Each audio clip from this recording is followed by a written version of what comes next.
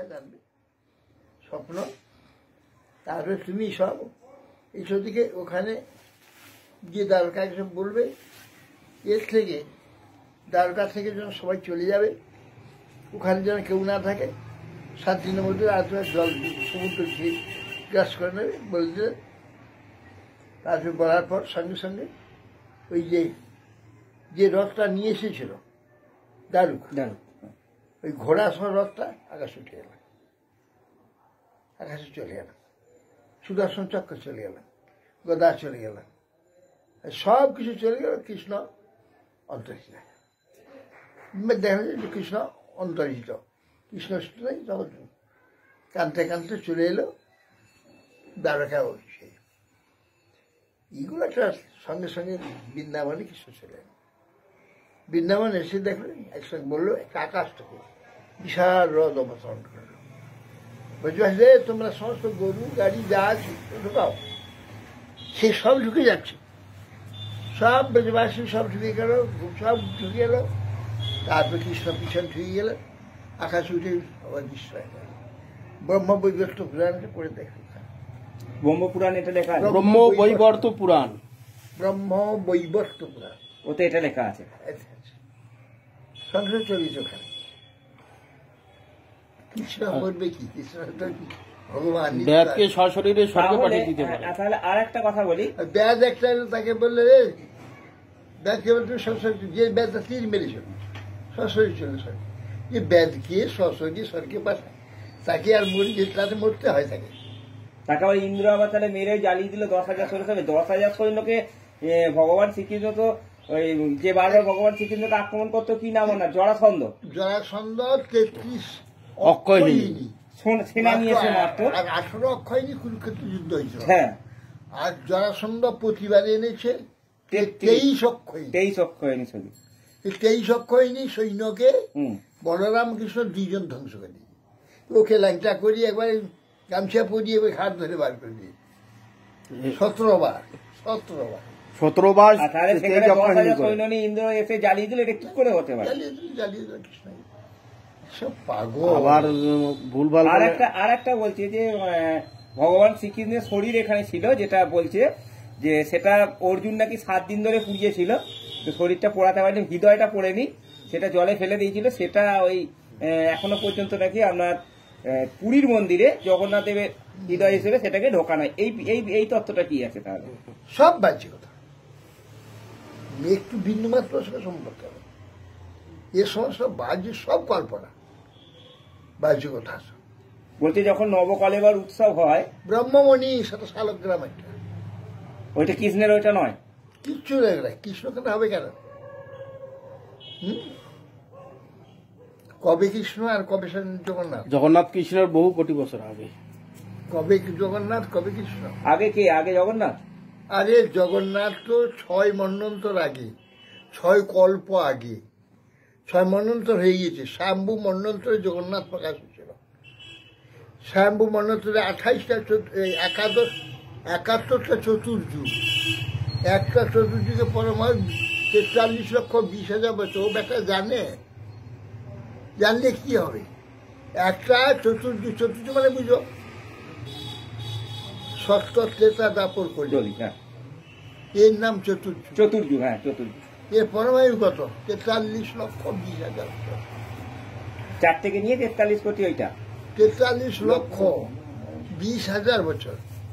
এই 71টা 43,20,000 বছর হইলে একটা মন্বন্তর হবে। আচ্ছা, একটা ইন্দ্র পদবী। এই 14 মন্বন্তর হইলে একটা ব্রহ্মা কল্প হবে, কল্প। ওইরকম 14 মন্বন্তর রাত্রি হবে, এই একদিন ব্রহ্মা, দিন আর রাত্রি। এইরকম 14টা মন্বন্তর হলে ব্রহ্মা একদিন হবে, 24 ঘন্টা। হ্যাঁ। আচ্ছা, এই বর্তমান যে মন্বন্তর চলছে এর নাম দিব্যশত মন্বন্তর। এ মন্বন্তরে 6টা মন্বন্তরটা পেরিয়ে গেছে। এটা এ মন্বন্তর নাম 7টা মন্বন্তর, সপ্তম। এই সপ্তম মন্বন্তরে 28টা চতুর্যুগ চলছে। 28টা চতুর্যুগ মানে 70 কলিযুগ 28টা। তার যে প্রথম চতুর্যুগ হয়েছিল তার হচ্ছে তার যে প্রথম চতুর্যুগে সেটা স্বয়ম্ভূ মন্বন্তর। প্রথম চতুর্যুগ জগন্নাথ প্রকাশ। আচ্ছা, ওই এই প্রথম স্বয়ম্ভূ মন্বন্তর 71টা চতুর্যুগ ওটা চলে গেছে। 36 মন্বন্তরে 71টা চতুর্যুগ চলে গেছে। উত্তম মন্বন্তরে 71টা চতুর্যুগ চলে গেছে। তামস মন্বন্তরে 71টা চতুর্যুগ চলে গেছে। রৈবস্ত মন্বন্তরে 71টা চতুর্যুগ চলে গেছে। চাক্ষুষ মন্বন্তরে 71টা চতুর্যুগ চলে গেছে। এই বৈবস্বত মন্বন্তরে 28 চতুর্যুগ চলছে। এই 28 চতুর্যুগে যে স্বয়ম্ভূ মন্বন্তর হয়েছিল, প্রতি চতুর্যুগে প্রথমে স্বয়ম্ভূ মন্বন্তর হবে। যে স্বয়ম্ভূ মন্বন্তর হয়েছে ওই মন্বন্তরে এই জগন্নাথ ছিল। আচ্ছা, আর এই আচ্ছা ব্রহ্মার দ্বিতীয় পরার্ধ চলছে। দ্বিতীয় পরার্ধের প্রথম যে স্বয়ম্ভূ মন্বন্তর দিন শুরু হলো আর কি, সেইটা দিন শুরু হয়েছিল। সেইখানে স্বয়ম্ভূ মন্বন্তরে ব্রহ্মা হয়েছে, এই কথা আছে। তাহলে এই কৃষ্ণ তো কত কোটি কোটি বছর পরই কৃষ্ণ হয়েছে, যে জগন্নাথের প্রকাশে পরে। তা সে কৃষ্ণের কি ওই জগন্নাথ হবে কৃষ্ণ থেকে কি করে?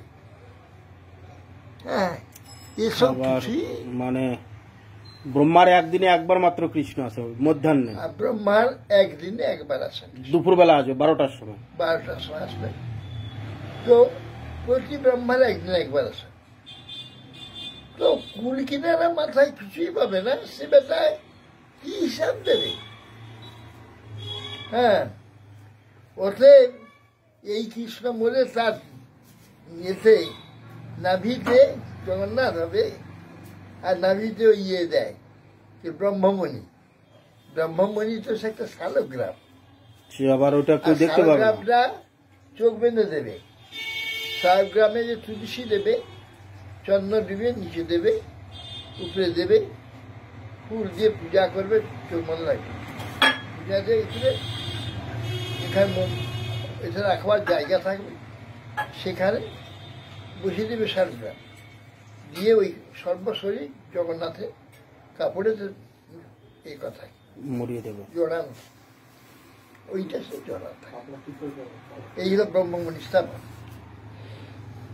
আবার শুনি যে ব্রহ্মমণি স্থাপন করবে বেশি দিন আর বাসে না, সেদিনই তার একদিন পরই মরে যায়।